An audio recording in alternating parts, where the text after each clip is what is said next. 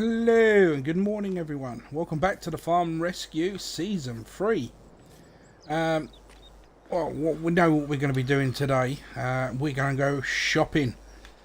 We have just under 100 grand in total. Unfortunately, that's all Mr. YouTube has got available. So we're going to have to be a bit careful on what we do.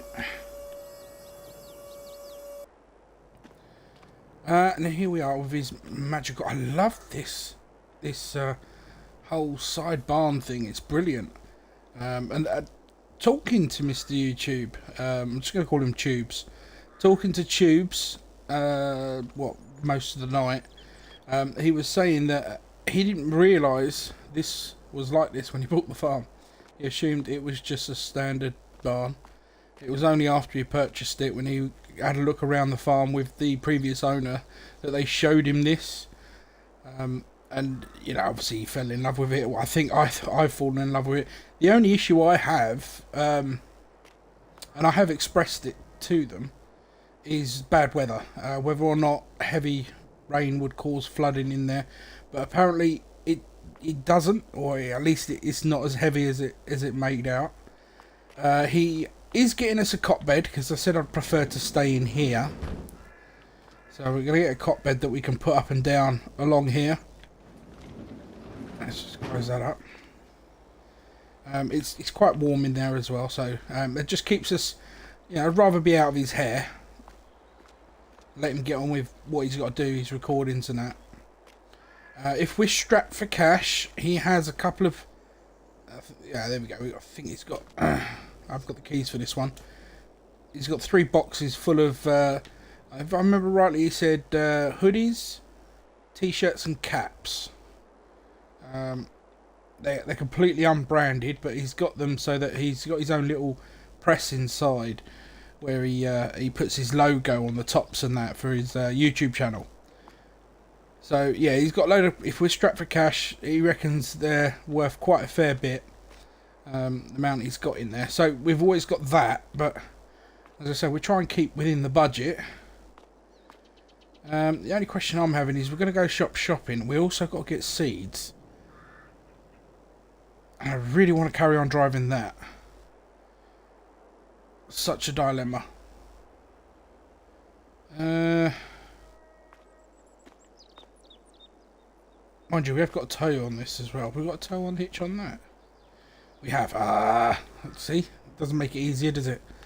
We're going to go in the Jeep, I think. That's what we're going to do. I do like these old things.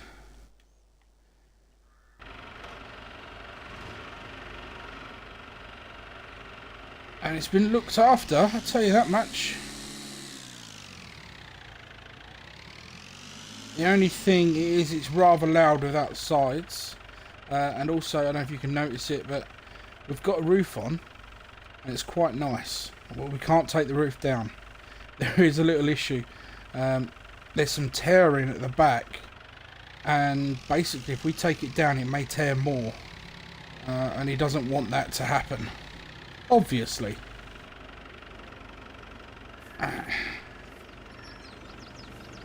So we're going to head down to the shop, and I'm guessing we'll see you down there.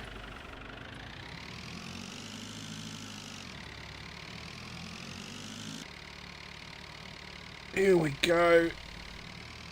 It's hard to... I'm sure it's here. Yeah, there it is. I'll say we came here last night. And I'm going to turn this way round. Car park was at the back. I can't remember where we came in now. I think it was here. Yep. This is where we came in. And we're going to park in the same spot, I think.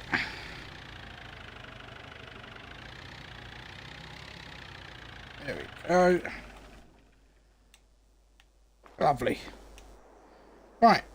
Let's go introduce ourselves first. I think that's always the nicest thing to do.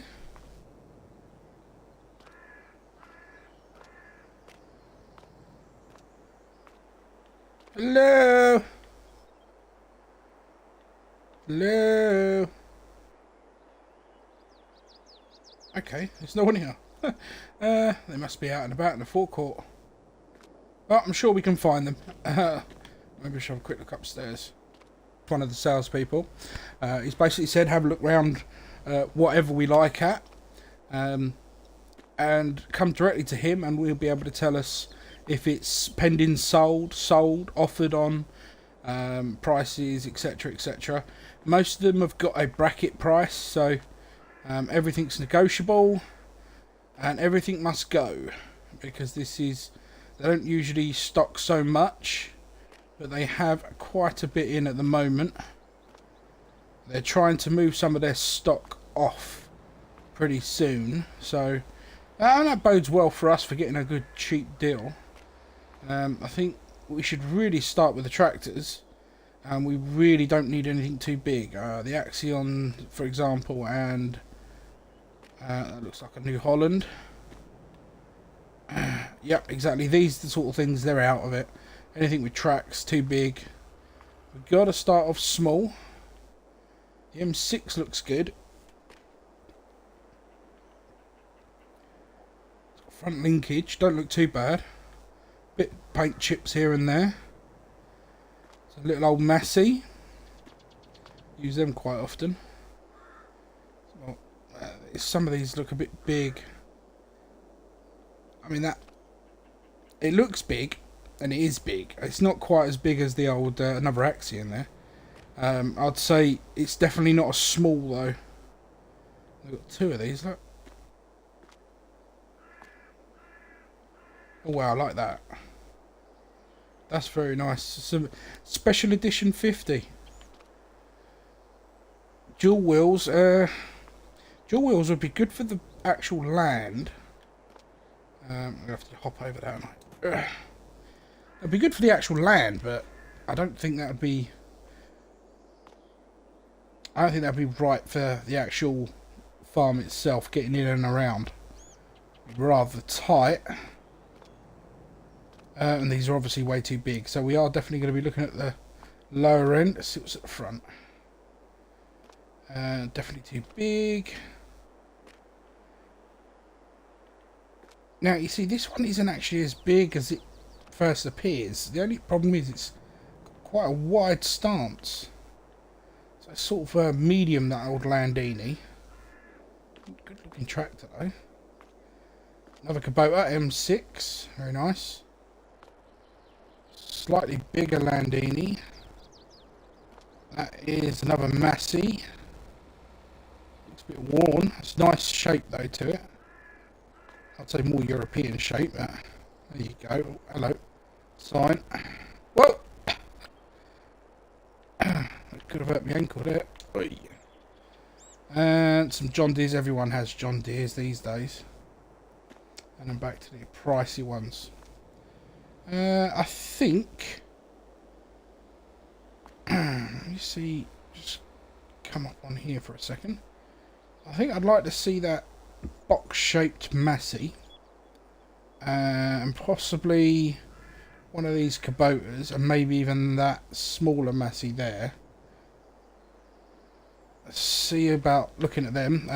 So I have to remember that when I go in and see Steve. What else have we got? Big baler. We're not into that at the moment. Trailers. See, these are big trailers. I was hoping they'd have some gravity wagons. That could come in handy. Maybe I'll ask inside. Hello. It's a sampler. Now that could come in handy if it's not too expensive. Okay, well I'll ask about that. I can't see a price tag on it. I've got it in this bed here as well, which is unusual. Mind you, I suppose they've got to find room for everything, haven't they? I mean, they've got a lot of things crammed in. Let me get round here. They probably need one of these for certain. They've got a couple of them. What have they got? So they've got subsoiler. Big old mowers, roller, big old roller. I've used these ones before. These are fairly cheap, very standard, quite good. Be a bit tough getting that one out. Subsoiler. Oh, I have. Oh, if it was actually my farm, I would be definitely getting one of them. I mean, look at that. There's no red paint on it. It looks like it's been blitzed in silver, or is that original? Oh wow, look at it. It's gorgeous. How do we actually get on this? So, I mean, it's no good. It's a silver edition. It's definitely a silver edition. But this is it's no good for the farm. It wouldn't have enough power. This is more of a sort of tug along. Yeah, sort of pull bits around. Bit of a shunter tractor. Although I'm gonna ask because I'm curious. Looks like they've got another small Massey there. Is that the same as similar to the first one? It is with dual. Why would you put dual wheels on such a small little tractor? Well, each to their own, I guess. Some sort of cultivator, power harrow maybe. Disc, yeah, seeders. These things are too big, too big.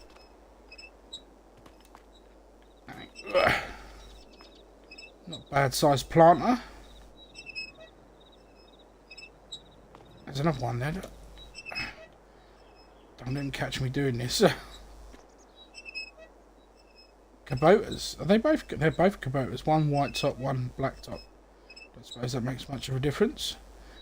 They're good. If we're going to do corn, which is kind of what Mr. Tube was after, he wants to do a stable that's quite steady. And I've had a look around here. I mean, I'm more happy with cereal crop being more the wheat and the barley because you get the straw from it, which gives you extra bonus. But he doesn't want to overstretch. And corn is a very simple. It's a simple crop to do. It's just one nice crop. Whether or not we'll do just corn, I don't know, but telehandlers, yeah, some nice ones, but I don't think we're going to be needing telehandlers. I'll look at headers later, we're not in a rush for that. What have we got here?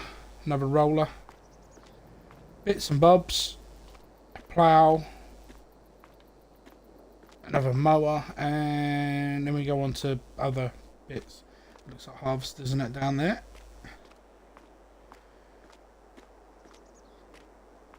Do you know what? I'll have a quick look at the harvesters.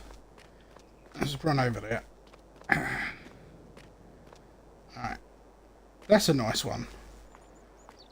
That's a nice size. Let's climb up. It's a Brussels mash. Slightly bigger than the one we've seen before. It's not the Nova. It is a cross. There you go. Not seen one of them about for a while. Do you know, it's probably easier just to walk down here. Trying to climb up. That's a bit big, bit too big. That'll do us. That'll do a good size. That New Holland. That's not a bad little size for the start. It'd probably be coming at reasonably priced. That's not a bad little John Deere.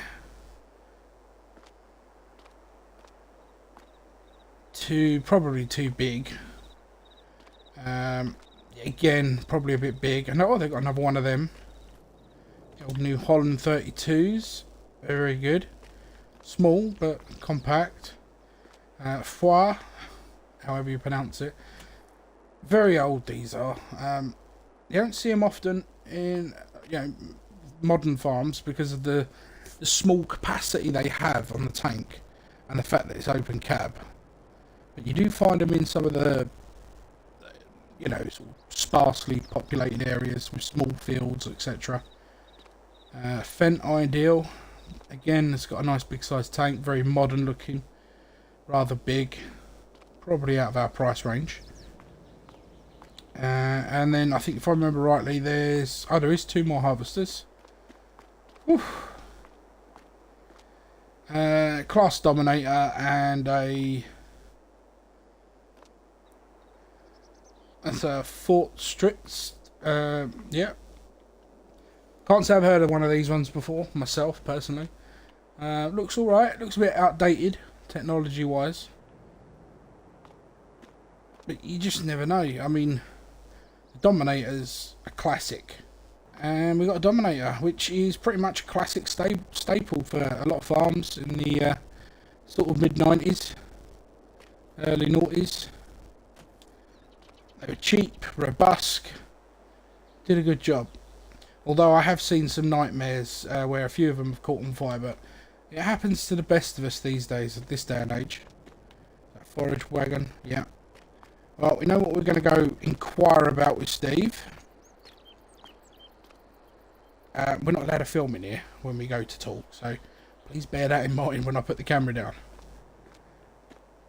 Steve, just a brief chat and some key. Yeah, okay, oh, down here. Alright, we're at this table.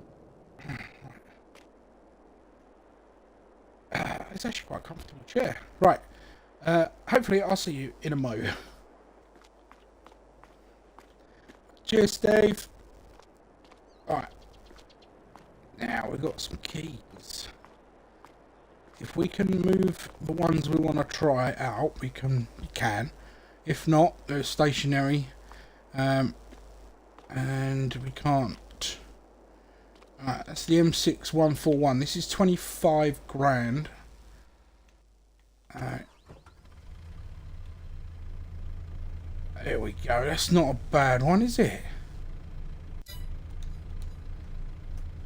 This has got, I'd say 140, I think it's 140 horsepower.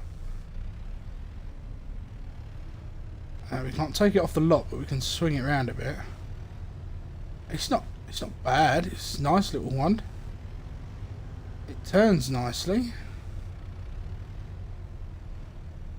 And it's 25 grand. That's what, at least I'm sure he said it was 25 on this one.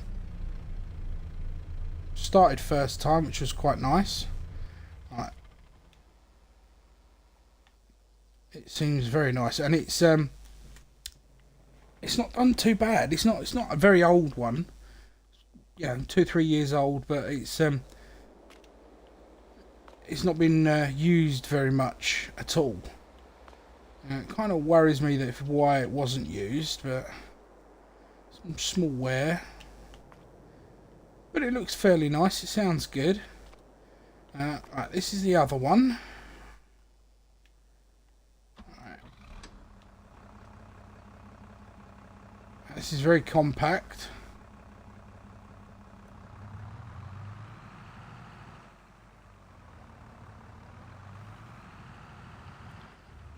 Very nice tight turns on this. Very nice tight turns. I like that. This one's done 10.9 hours on it since it's been brought in, which isn't too bad. It sounds alright. 17,500 for that one.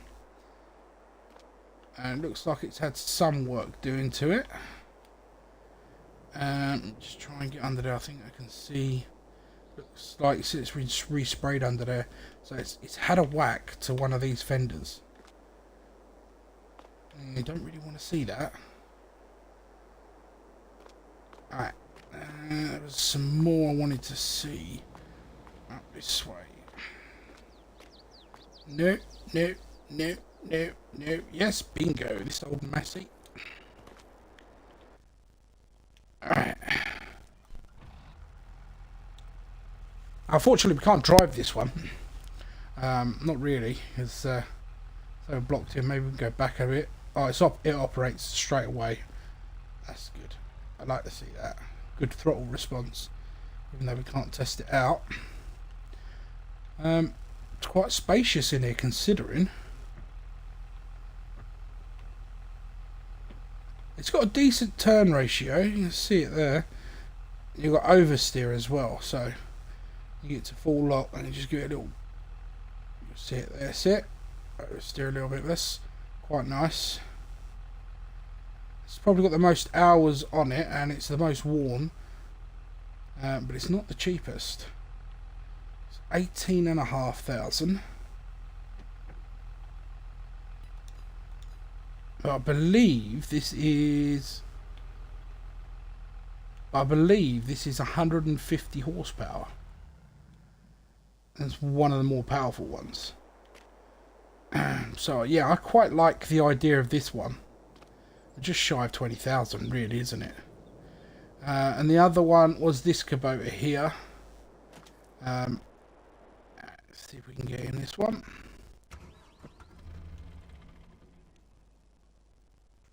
Oh. Try that again.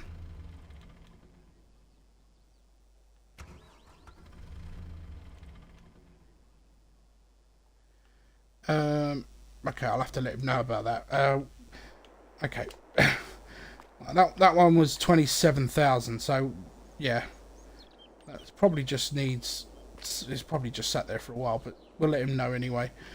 So really, we've got those three as our main options then, because the fourth one we were going to try. Yeah, not so much. Right, let's scooch through. Got to make a decision here. And my gut feeling is telling me to go for the flat nose Massey. I've also... he's getting prices for me. But also we want one of these. Or this, shall I say. We want a spreader. They've got 3. So we're just going to take the cheapest one, to be honest. We're not too fussed. I want that roller at the back for the rolling of the seeds. Probably would do us a good turn. It's cheap and cheerful. The only thing we're not really finding is a small enough cultivator, or even, you know, power harrow, anything. These all seem to require quite a bit. I mean, this one here is probably our best bet, but 3 meters is going to take some time. But it may have to be this one. So yeah, I'm going to go in, cut a deal, hopefully, and soon we will have some equipment. Right, oh, I'll see you in a mo. This is the exciting part. Steve, I got money to spend. Alright, yeah, no worries, I'm coming. Right, I definitely have to turn it off here, people. See you shortly. Right, before we show you what we got, I'm just going to go pop the receipt into the car. I spent quite a whack of cash. Let's just stick it under the seat. Okay. Right, so we spent, we managed to get the Massey, the one we wanted, for 18,000, so we knocked a few quid off that. The roller ended up being 2,000. We got the cultivator for 1,500. We got a planter, one of the Kubota ones, I believe it was. Yeah, I mean either this one or the one at the back. We paid, well, they wanted 2,000, but we ended up getting it for 1,200 quid. Pardon me. We ended up getting that for 1,200 quid. And this little cultivator, 1,500. $1,500 for that. That was a bit pricey, I thought, but you can't really argue when we got them to throw in one of these, this one here, for 2,400. I thought that was quite a good deal because they're normally a lot more expensive. I know it's been used and whatnot, and we still got to buy the sample cups, but yeah, that shouldn't be really a big issue. As for fertilizer, one of these lot, we haven't technically bought one of these yet. There's a reason for that. They've been plopped out. They've been plopped out here, on here, but they've not actually not been marked up for sale just yet. That's the reason we haven't done anything. Now we've had a look at the harvesters as well. We obviously, again, we haven't purchased any, but we do have some prices. Now the ones that I was interested in for ourselves were the New Holland TX32s, these two here. That one and that one. They're both 30. Well, this, I believe it was, this one was 31,000 and this one was 32,500. So that gives you a rough estimation of how much they were. I didn't really ask on the others because I think these will probably be the best ones to go for. So, and they've got 2 of them, so the chances are we ain't going to miss out on them. The headers and everything else that they do have here are all hodgepodge. They never came in with any of the harvesters they've got. All these headers came from a dealership that basically specialise in second-hand pieces of farm accessories equipment. You know, sort of like headers, for example, and trailers and whatnot. We've also spoken about trailers. These are the only ones they've got in stock. Are the used ones they've got here. However, they can order in some gravity wagons, which would be much beneficial. They're about £10,000 to £12,000 a pop, depending on which particular ones we want, etc. However, although that price could be, it seems pricey, I think gravity wagons probably be the way to go for this farm because they're small, compact, and easily to put to one side. We've also spoke about some seeds and fertilizer, etc. They do that here in-house. They get shipments in every week, and as I say, in the back here is where they've got a load of pallets stored ready for the product sales. So we can come down and get some whenever. He said 9 times out of 10 they don't run out, so that's handy. That's really good news. Here we are. I would like to say home sweet home, but it's not exactly home for us. It's just a temporary stop. Alright. There we go. That's that done. Right, well, I think that's a wrap for this time round. Hopefully in the next episode you'll see the farm equipment arrive and we're going to get busy in the fields. And we should have this farm up, running, and hopefully making a good profit soon. Let's just go over a second. So yeah, I mean the soil doesn't look too bad. It actually looks very, very nice under this. Bit mossy in some places, but it has been left fallow for about 2 years from what I've been left to understand. So yeah, we're going to have to get a good cultivation into it, or discount. Well, we've got cultivator coming now, so it will take some time. Whether or not we'll be able to do all the fields in one go, I highly doubt it. 3 meters, 1 tractor, could take a while, but we will get there. And Mr. Tube's farm will be saved.